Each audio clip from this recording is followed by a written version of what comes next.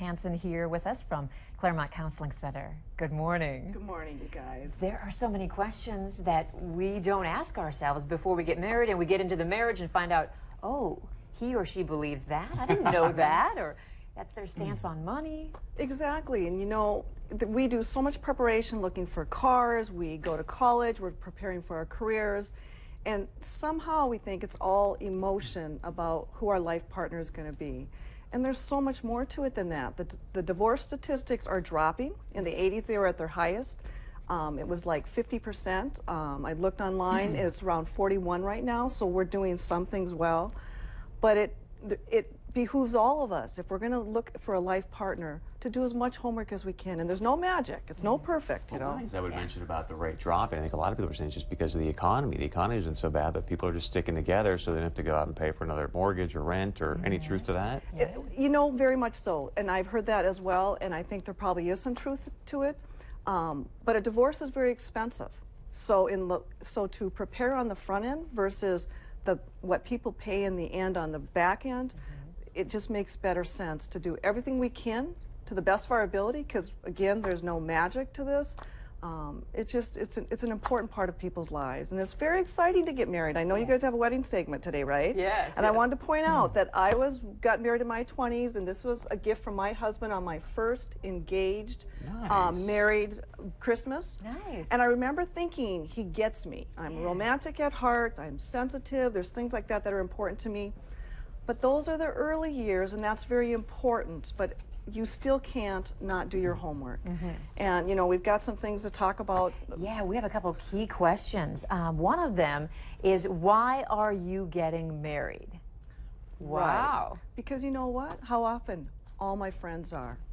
I'm getting, okay? Not a good one. You don't want to be the last one. He's hot. Yeah, he's hot. I'm getting old. How much longer should I be waiting? Okay, I mean, it sounds silly, but those are little worries that are deeper down that sometimes don't get spoken, but there's this sense of, oh, I better get going here. And yet the reality is, the statistics for second marriages, should there be a divorce, it's 60% possibility of a divorce on the second one. What? Yes, so all the more as you're picking your life partner, to do the best you can the first time around. You know, Audrey and I went through like sort of a Christian marriage-based program, and one of the things that stood out to us is the gentleman said it really takes you about 7 years into a marriage before you even finally kind of, oh, that's who you are. Yeah, you know what I mean? you do that? Oh. And most people don't really wait that out. Your thoughts on that? Oh, yes, because you know what? We put our best foot forward when we're dating. I mean, the whole goal is, I want to show you all the good parts. Why would I be showing you the bad parts to the best of my ability? So time is so important to be able to have some of the other stuff evolving. So I see him 3 weeks later, yep, he's my soulmate, get married.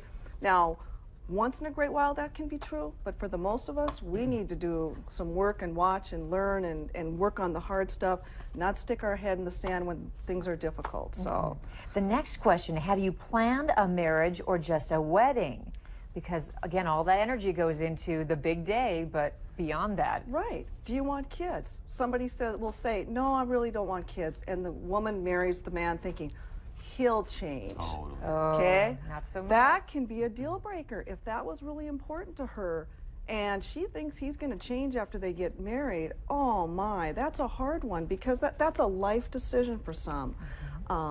For other things, where you want to live, which state, because sometimes the male or female are very much wanting to be in a certain state in your family.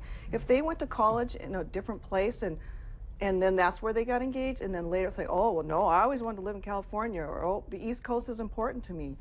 That's really an important decision. It's huge. Huge. And we'll be back with more important questions with Mary Jo Clairmon-Hansen right after this.